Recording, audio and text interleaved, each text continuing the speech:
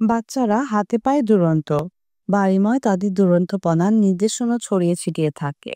তাতে বাবা মায়েরা মাঝে মধ্যেই অতিষ্ঠ হয়ে পড়েন। আর এই পরিস্থিতিতে কিভাবে সন্তানকে সামলাবেন বুঝতে পারেন না অনেকেই।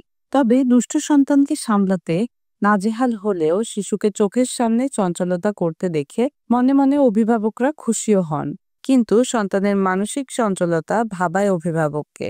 কম বয়সে অন্যমনস্ক হয়ে থাকে অনেকেই। তবে কি কি কারণে অন্যমনস্ক হতে পারে শিশু, চলুন জেনে নিই এই সম্পর্কে।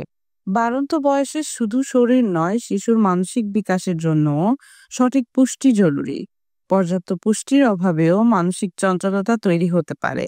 তাই শিশু সঠিক পুষ্টি পাচ্ছে কিনা সেদিকে খেয়াল রাখা জরুরি।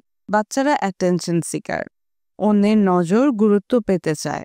তারা সবসময় চায় অন্যকে তাদের যেন প্রাধান্য দেয়। সেটা না হলেও অনেক সময় মনোসংযোগ নষ্ট হয়। তাই বাচ্চাকে সময় দিচ্ছেন তো, একটা বয়স পর্যন্ত তার কর্মকাণ্ডকে প্রাধান্য দিলে এমন সমস্যা হওয়ার কথা না।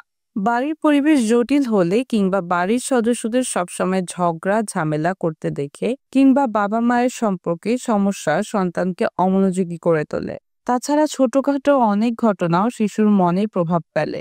তাই ছোটদের সামনে এমন কিছু করা উচিত নয় যা তাদের আত্মবিশ্বাস কমিয়ে দেয়।